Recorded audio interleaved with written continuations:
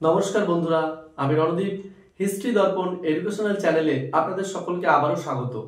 আজ আমরা মূলত আলোচনা করব এসএলএসটি এসএসসি 2025 এক্সামে ইলতুৎমিশ থেকে কি ধরনের প্রশ্ন আসতে পারে। প্রথমতই বলি, ইলতুৎমিশের সময়কালটা জানা খুব প্রয়োজন। 1211 থেকে 1236। ইলতুৎমিশও কিন্তু একজন দাস ছিলেন। তাকে প্রথম বিক্রি করা হলে জালালউদ্দিন চুস্তুকুমা নামে একজন তাকে ক্রয় করেন। তারপরে মোহাম্মদ ঘুরি তাকে কেনার চেষ্টা করেছিলেন, কিন্তু দরদামের প্রশ্নে তাকে কিনতে পারেনি। কিন্তু পরবর্তীকালে মোহাম্মদ ঘুরি তাকে প্রথম কৃতদাসত্ব থেকে কিন্তু মুক্তি দিয়েছিলেন। তিনি কিন্তু দিল্লির আগে বদায়নের ইকতাদার পদে নিযুক্ত ছিলেন ইলতুৎমিশ। ইলতুৎমিশকে 1229 সালে বাগদাদের খলিফা সুলতানি আজম উপাধি দিয়েছিলেন। ইলতুৎমিশ কিন্তু ইকতা ব্যবস্থার প্রবর্তন করেন। ইকতা কথার অর্থ হলো এক অংশ।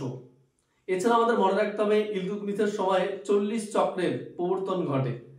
এছাড়াও ইলতুৎমিশের সময়ে রৌপ্য মুদ্রা টঙ্কা এবং তাম্র মুদ্রা জিতল এর কিন্তু উদ্ভব ঘটে।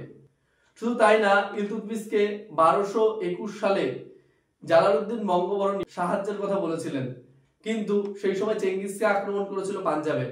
ইলতুৎমিশ তাকে সাহায্য করেনি। পরবর্তীতে 1227 সালে যখন চেঙ্গিস খার মৃত্যু হয়, তখন কিন্তু ইলতুৎমিশ সিন্ধু এবং পাঞ্জাব দখল করে নিয়েছিলেন। ইলতুৎমিশের সমসাময়িক শাসক ছিলেন তাজউদ্দিন ইলদুজ, নাসিরউদ্দিন কুবাচা এবং বাংলার শাসক আলী মর্দান।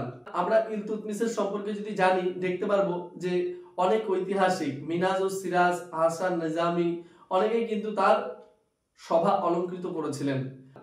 কিছু কিছু ঐতিহাসিক এমনও বলেছিলেন যে ইলতুৎমিশই হলেন দিল্লি সুলতানির প্রকৃত প্রতিষ্ঠাতা এবং দিল্লি সুলতানির একমাত্র শাসক, যিনি দিল্লির মহিমাকে সারা বিশ্বের দরবারে ছড়িয়ে দিয়েছিলেন। 1215-16 সালে তৃতীয় তরাইনের যুদ্ধে তাজউদ্দিন ইলদুজকে কিন্তু ইলতুৎমিশ পরাজিত করেন।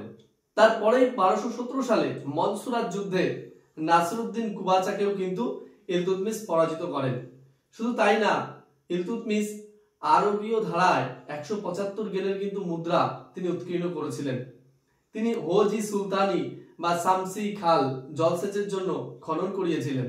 তা আমাদের ইলতুৎমিশ সম্পর্কে এই প্রশ্নগুলি মনে রাখলে আশা করি আমরা সব প্রশ্নের উত্তর করে আসতে পারবো। আমাদের সময় খুব স্বল্প, তাই আমাদের এইভাবেই মনে রাখতে হবে। তুমি যদি চ্যানেলে নতুন হয়ে থাকো, অবশ্যই চ্যানেলটিকে সাবস্ক্রাইব করে নোটিফিকেশন অন করে রেখো এবং বন্ধু বান্ধবদের মাঝেও শেয়ার করে দিও। অসংখ্য ধন্যবাদ।